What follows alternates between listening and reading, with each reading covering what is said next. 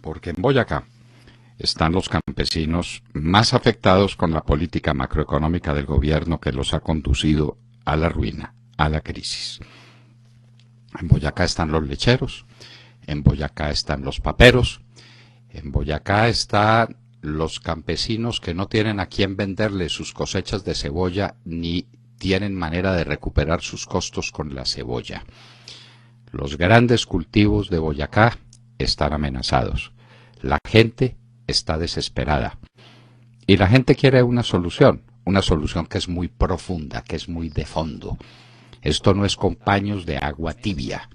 Y el gobierno no ha dicho una sola palabra en el sentido de una rectificación de su política macroeconómica que ha conducido el país a la crisis. A Boyacá fue el ministro de Agricultura, que es boyacense, a imponer la paz y se tuvo que devolver con una noticia triste. No hay levantamiento del paro para entrar en una mesa de negociaciones, que es la condición del gobierno. Y el gobierno insiste en las mesas separadas, para embolatarlos a todos en las mesas y para alargar todo este proceso indefinidamente. Pasto, Popayán, Putumayo, todo sigue en crisis. Y ojo, que en el Catatumbo van a poner a marchar la mesa de negociación sobre la base más peligrosa que el gobierno le ha puesto a ninguna de sus mesas. Se levanta la erradicación de cultivos. Colombia se entrega a la mafia. Colombia, esto es arriar las banderas en la lucha contra el narcotráfico. Y el narcotráfico es el combustible que alimenta todas las guerras. Y lo que se haga para el Catatumbo tiene que hacerse para el país entero. Este fin de semana se unen al paro los cafeteros del Huila. ¿Y por qué se unen al paro? Porque no les cumplen. Porque en el gobierno no hay quien ejecute. Porque en el gobierno solo hay quien dé declaraciones y quien manipule la verdad. El gobierno sigue creyendo que no se posesionó, sino que le levantaron el telón. E hicieron un preacuerdo con los cafeteros del Huila y les están incumpliendo. Y los cafeteros del Huila montaron en cólera y se suman al paro. A la brava y con trampa nos quieren meter los acuerdos con las FARC. Acuerdos que por supuesto ya están convenidos. Esto lo dijimos hace muchos meses, que aquí había dos mesas de negociación. Una en la que tenían al señor de la calle para que dijera tonterías sobre lo que pasa en la mesa, y a unos colombianos a los que tienen engañados. Allá está mi general Mora y allá está Luis Carlos Villegas, que no sé ya dónde está, si está en Cuba o está en Washington. Dos sitios en los que es difícil estar al mismo tiempo. Pero allá están. Y está, por supuesto, el señor Jaramillo, que es el que maneja los hilos de todo este tablado de marionetas, el tablado del maese Pedro, pero instalado en La Habana. Y otra mesa de negociaciones, la de verdad, donde ya todo está acordado y donde ya todo está resuelto. Y eso lo acordaron entre Jaramillo, Enrique Santos Calderón y los dueños del país, que son las FARC. Santos le entregó el país a las FARC. Tiene un problemita. Las leyes de Colombia obstaculizan el que haga un referendo en la medida de sus intenciones, de la rapidez con que quiere hacer las cosas y de la fuerza con que quiere dominar al elector colombiano. Solución: cambiamos las leyes, no hay problema ninguno. Se cambian las leyes de Colombia con una facilidad extraordinaria para que pase por ahí la locomotora de la paz, para que le entreguen curules sin votos a las FARC, para que les entreguen el país con impunidad total, inclusive contra las manifestaciones expresas de la Corte Penal Internacional, que ha dicho que estos sistemitas ideados por el fiscal general de la Nación conducen a unas formas de amnistía y de indulto que están prohibidas en la ley internacional. Pasan por encima de todo eso. no les importa, con tal de firmar un papel y de buscar una reelección, que al país se lo lleve el diablo. Que el fallo de La Haya es inaplicable, lo dice el vicepresidente Garzón. El vicepresidente Garzón no es un especialista en Derecho Internacional Público y aquí lo puso en evidencia. ¿Qué quiere decir la inaplicabilidad de un fallo? A ver, ¿eso qué significa? El fallo ya está aplicado. Ya salieron los mapas en los que aparece ese territorio marino como de Nicaragua. Y entonces, ¿en qué consiste la inaplicabilidad?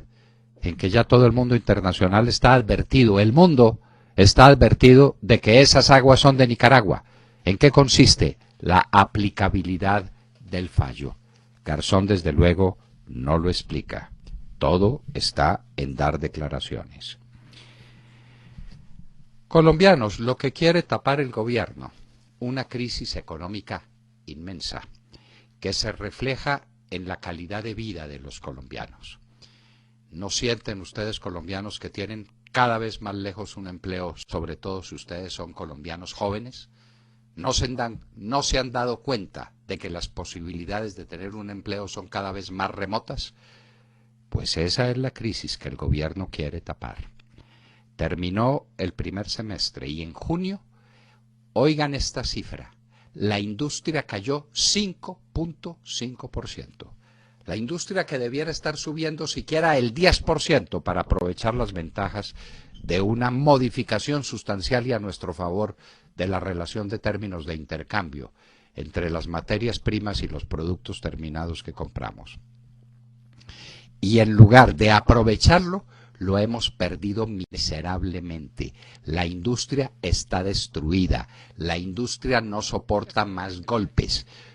La destruyeron con una política macroeconómica absurda que nadie quiere corregir, porque a costo que tiene hacer esa rectificación. Eso que quede para más adelante. El comercio tuvo un deplorable crecimiento de 2.9%.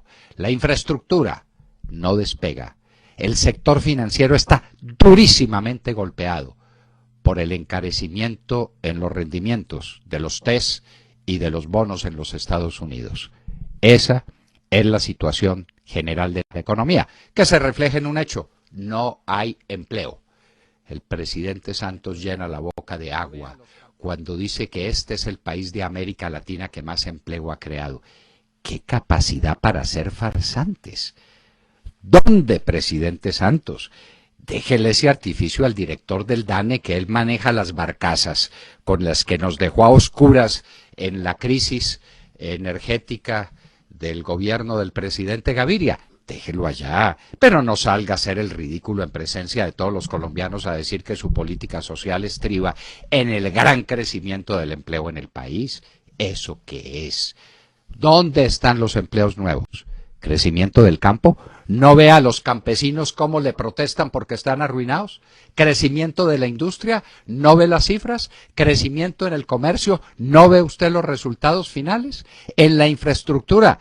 ¿No ha dicho usted, no ha tenido que admitir que se pasó estos años disque ordenando la casa, pero que será en el próximo periodo en que se vean florecer estas carreteras? Presidente Santos, ¿dónde están los empleos que usted dijo haber creado? TLC, los Estados Unidos nos vende como a Venezuela, arroz, aceite, carne. Está aumentando las ventas de comida de los Estados Unidos a Colombia cerca del 90%. ¿Y las ventas de Colombia a los Estados Unidos? Nada. No tenemos oferta exportable. Nuestros campesinos no producen. El campo colombiano está paralizado, está detenido. Esto es la parálisis del viento de la que hablaba algún poeta. Termina en la Corte Suprema de Justicia el juicio por la yidis política. La Procuraduría General de la Nación no ha tenido todavía ocasión de explicarle al país cómo produce un acto administrativo con poder vinculante en el que exime de toda responsabilidad por estos hechos al exministro Diego Palacio y al exsecretario general de la Presidencia Alberto Velázquez. y la misma Procuraduría en la Corte Suprema de Justicia dice que son culpables por esos hechos, que las pruebas son evidentes, y además le encima un discurso veintijuliero contra el presidente Uribe y contra su gobierno, tratándolo de la peor manera. La Procuraduría General de la Nación le debe una explicación a la Nación, y un hombre serio como Alejandro Ordóñez Maldonado la dará. De eso estamos completamente seguros. Tenemos una noticia para contarles a ustedes al oído. ¿Recuerdan que a Saludcop fue menester intervenirla? ¿Recuerdan el escándalo con Palacino? ¿Recuerda cómo había desviado los recursos de la salud de la gente a toda clase de menesteres distintos de aquellos en los que debían ser aplicados?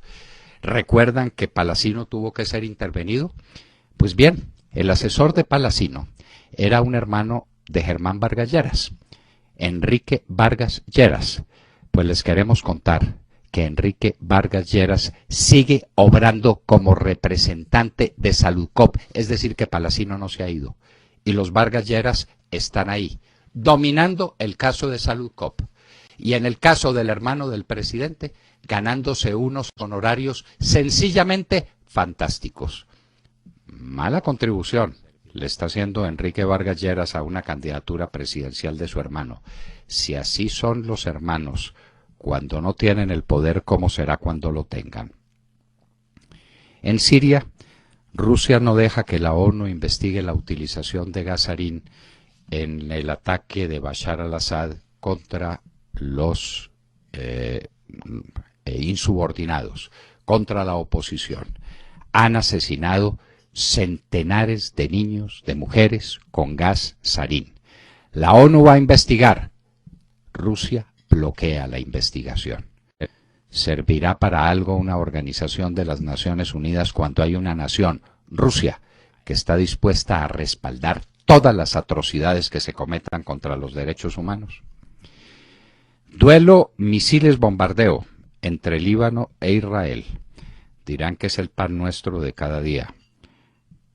Un incidente de esos puede escalar a unos niveles de violencia internacional inauditos. Los Estados Unidos detienen un envío de armamentos a Egipto. Lo está pensando. No sabe si seguir armando el ejército egipcio después de los excesos que le atribuyen a ese ejército en la represión de la sublevación de la hermandad islámica. México.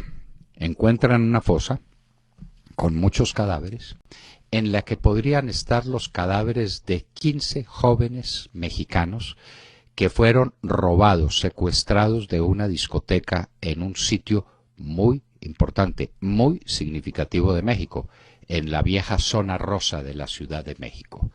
¿Estarán ahí los cuerpos de esos desventurados jóvenes? Trasladado Mubarak a su residencia. En un helicóptero lo sacaron del hospital donde estaba, se lo llevaron a la residencia. Hablamos, por supuesto, de Hosni Mubarak, el que fue dictador de Egipto durante tantos años, hoy perseguido por la justicia y que se encuentra en un deplorable estado de salud. Y hoy en la historia sí cumpliremos con ustedes lo que el tiempo nos permitió ayer. Recordar un aniversario más de la fecha en que se publicó por primera vez uno de los poemas más hermosos de Colombia, El Nocturno, de José Asunción Silva. De todo esto y de mucho más hablaremos con ustedes en las próximas horas, en la Hora de la Verdad. Muy buenos días. Sobre todo que sea café colombiano, que ese es el rico, de verdad. Vaco, que es 100% café colombiano. Ese tiene que ser. Bueno, pues es viernes y no pinta muy bien este fin de semana con tantos bloqueos. Parece que el paro nacional, al que en un principio el gobierno no solo no le dio mucha importancia, ustedes recordarán que dijeron que el parte era positivo, sino que lo miró con un cierto desprecio, creo yo, cuando hacían ese diagnóstico, pues ese paro se les creció. Es gigante ahora. Los bloqueos se esparcen por todo el país como un virus contagioso y la situación es tan tensa y delicada que hay hasta una línea nacional gratuita habilitada para información, servicios y denuncias sobre los bloqueos. De modo que si tienen que viajar, pues yo lo que haría sería viajar otro fin de semana, la verdad. Quiero ser sincera, pero si quieren pueden llamar al 01 8000 940 102 a ver cómo les va y me cuentan a ver por dónde podrían transitar. Porque la situación de los bloqueos cambia continuamente, pero las imágenes de los enfrentamientos con la policía no tienen discusión. La vía Chocontá-Tunja es un caos. La alcaldía de Duitama sufrió la ira de los manifestantes. Decenas de personas atacaron con piedras la alcaldía y diferentes locales comerciales. En el Alto El Moral, un motociclista murió cuando se enredó con un alambre que los manifestantes habían templado y amarrado de lado a lado de la vía. Allí también quemaron un automóvil. La tensión fue de tal calibre que Venta Quemada fue literalmente militarizada y los policías permanecían, no sé si siguen, prefiero hablar en pasado porque como les digo las cosas cambian cada minuto, pero permanecían resguardados en la estación ante posibles ataques de la población, lo cual ya es pues increíble, ¿no? La vía panamericana entre Cali y Pasto fue despejada por la policía, pero se mantiene el bloqueo de 1.000 indígenas en 4 puntos del tramo de esta vía entre Pasto e Ipiales. En Huila también hay hechos de violencia. En el corregimiento de Castilla, 2.000 personas quemaron un camión. En el municipio de Algeciras, unos 3.000 lecheros y ganaderos bloquearon la vía nacional que de Neiva conduce al sur del país. En definitiva, un caos en las carreteras, desabastecimiento en las ciudades por obvias razones, pues porque no llegan los camiones con comida. Y el gobierno dice o decía que el parte es positivo y que no negociarán mientras sigan los bloqueos cuando todos sabemos perfectamente que varias delegaciones han intentado negociar. La pregunta es, ¿qué está pasando? ¿Son estas manifestaciones el reflejo fiel del malestar de la población colombiana o están atizadas por los terroristas de las FARC, como el gobierno ha repetido? De cualquier forma, yo insisto, esta es mi teoría, no sé si ustedes piensan igual. Hay dos opciones, o el malestar de los colombianos es ya insoportable, o el grupo narcoterrorista de las FARC se fortaleció tanto durante el gobierno de Juan Manuel Santos que controla el país. Porque en estos momentos el país es un caos, insisto. Montserrat, hay ciertas cosas que en su excelente síntesis usted no pudo mencionar, porque pues son tantos los que problemas. No da, ¿verdad? El tiempo. Que no da. Pasto sigue Sí. sitiada. Tunja está sitiada. Tunja fue ayer el escenario de verdaderas batallas campales en el norte, en el sur y en el centro de la ciudad. Es decir, están destruyendo la ciudad de Tunja. Le quiero contar que la gasolina se acabó en Tunja y entonces no circulan calles por la ciudad. Tunja es una ciudad fantasma que no tiene vida interna porque está bloqueada por todos los costados y no tiene vida interna porque no hay combustible. Esa es la situación de Tunja. La situación del Putumayo, no lo mencionamos. El Putumayo está bloqueado y esperando que el gobierno les dé allá abajo lo mismo que les dio allá arriba. Es decir, la promesa de que no habrá erradicación de cultivos. Porque este gobierno, para solucionar problemas, entrega el país. Le importa una higa. La lucha contra el narcotráfico, que nos ha costado tanta sangre y tanto sudor y tantas lágrimas, se acabó. Porque no hay erradicación de cultivos en el Catatumbo, luego no hay legitimidad para erradicar cultivos en ningún lugar de la República. Los cultivos ilícitos se van a multiplicar, eso es que se multiplica la acción de las FARC, de las BACRIM, de los bandidos, que el país queda en manos de ellos. No sé si alcanzó a mencionar, Montserrat, que los cafeteros del Huila adhieren al paro o entran al paro este fin de semana. Este fin de semana, cierto. Sí, bueno. Se me olvidó. Bueno, sí, bueno. Hubo otros que también arrojaron leche, ¿no? Son muchos sectores, Sí, ni mencionó usted tampoco que la situación en Bogotá es muy delicada. Sí. La calle 26 la han atacado muy duramente para impedir que la gente se desplace, es decir, que llegue al aeropuerto del Dorado. Es una situación muy grave la que vive el país entero, pero el ministro del Interior, que es un extraterrestre, dice que no, que las cosas no son graves, que el paro transcurre de manera muy satisfactoria, que no pasa absolutamente nada, que son unos infiltrados de las FARC, con lo que tiene plena validez la pregunta que usted se hace. ¿Crecieron tanto las FARC en estos diálogos de La Habana que están en condiciones de crear este caos en toda la nación? ¿Esas son las FARC? ¿Usted cree que si las FARC hubieran podido hacer eso, no lo hubieran hecho en el gobierno de Álvaro Uribe? Pero hágame el favor. Por supuesto. Hágame el favor. ¿Usted cree que son de las FARC los lecheros que están derramando su leche en la carretera allá en Ubaté? ¿Usted cree que esos son FARC? No, ellos no ordeñan de esa manera, no, ordeñan de otra.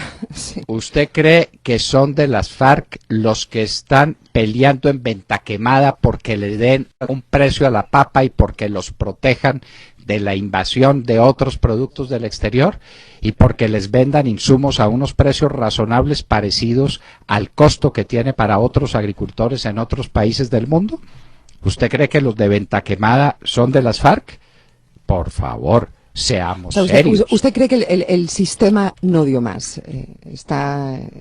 Hay que cuestionar realmente hacia dónde va la política agraria. Eso es lo que usted cree. 3 años es el del gobierno. Es que recuerde que el presidente tuvo un ministro de Agricultura que se dedicó exclusivamente a pelear con los gremios y especialmente con Fedegan. No tenía otro oficio. Y con su exministro, claro. Y con su exministro. No perseguir al doctor Andrés Felipe Arias, que sí le agregó a la producción nacional 1 millón de hectáreas. Y de eso ha vivido el país, de precios bajos de los alimentos porque hay oferta alimenticia, que es la que se está acabando. De manera que Santos está haciendo, sí, todo lo contrario de lo que hizo el presidente Uribe. El presidente Uribe aumentando la frontera agrícola y aumentando la producción agropecuaria y Santos arruinándola. Están haciendo lo contrario, sobre eso no cabe ninguna duda. La situación del país hoy es gravísima y usted tiene toda la razón. La gente no sabe para dónde ir, es decir, que no se les ocurra pues ir a Paipa y a Duitama y a Sogamoso en plan de vacaciones, que no piensen ir a Villa de Leyva, que no piensen ir a Tunja y a todas las maravillas que tienen las pequeñas ciudades de Boyacá, verdaderos tesoros de la historia y del arte colombiano. No, eso pues que no se les ocurra, pero entonces dice uno, ¿para dónde van? Cuidado con los llanos, que hay una lucha permanente entre la policía y los manifestantes a ver si cierran o no cierran la vía al llano. Es un albur ir al llano porque la gente no sabe si puede regresar. Entonces fíjese, hay sitios donde las carreteras no están tomadas pero el bloqueo se produce de hecho. En los alrededores de Popayán, en la carretera panamericana, pues no hay bloqueos en este momento. La policía ha sido eficaz. ¿Y quién se atreve a mandar un bus por la carretera panamericana? El país está bloqueado. Lo peor es que yo no veo una solución a corto plazo. El gobierno insiste en que no quiere sentarse a negociar mientras continúen los bloqueos, pero ya ha mandado varias delegaciones. Pues ¿no? es que Montserrat, el gobierno dice que si hay hechos de violencia, ellos no negocian. Y como ya dicen muchas voces a través de las redes sociales, parece que ese privilegio solamente se lo concede el gobierno a las FARC.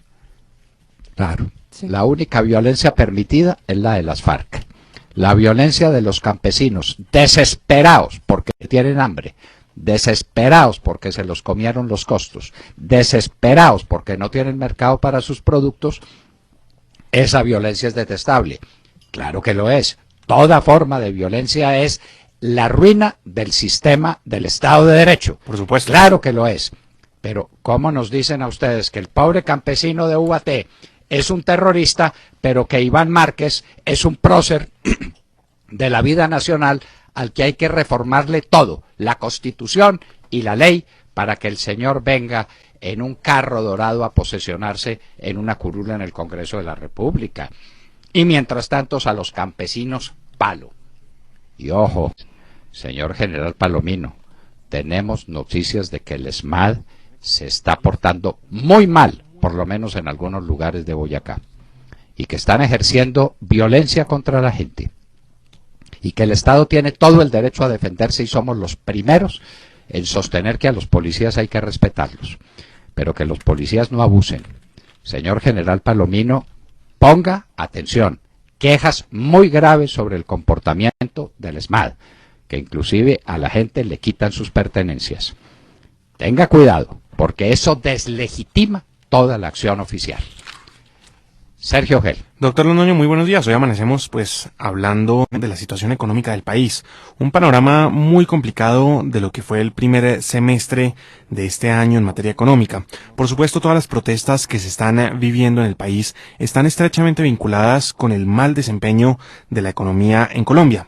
Reveló el DANE ayer las cifras del desempeño de la industria con corte al mes de junio, mes en que la producción industrial registró una caída de 5,5% para acumular una caída de 3,4% en lo corrido del año. Esto nos da las cuentas del primer semestre y nos pone a pensar y a pensar mucho en el crecimiento del Producto Interno Bruto del segundo trimestre de este año.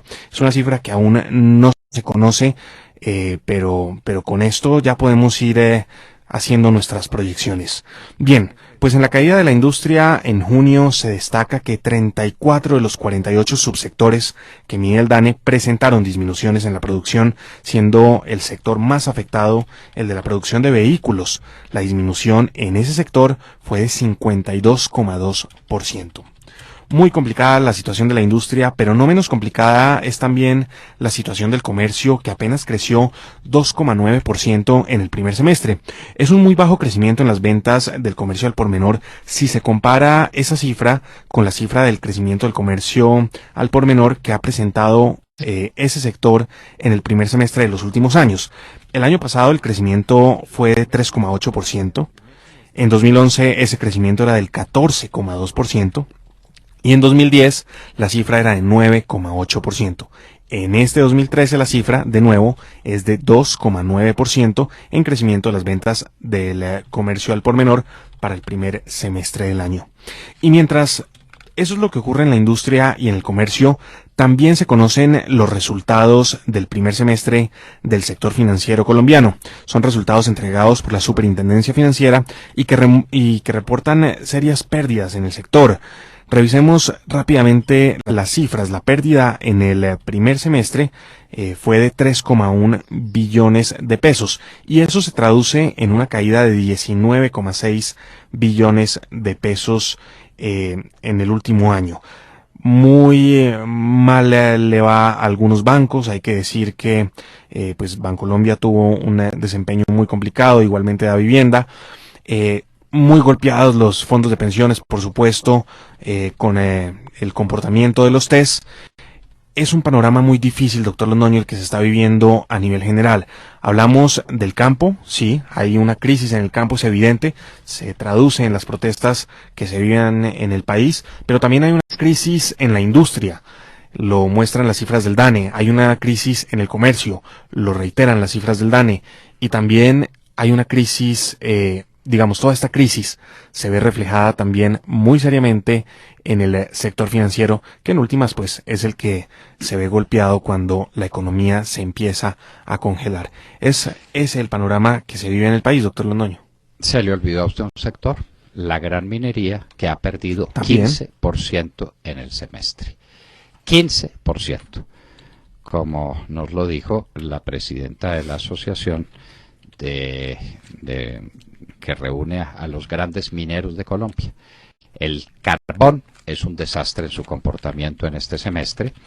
El oro como debe ser, de las grandes compañías mineras igualmente. El níquel también es un desastre. La gran minería, que era una de las locomotoras del Producto Interno Bruto, ha caído un 15%.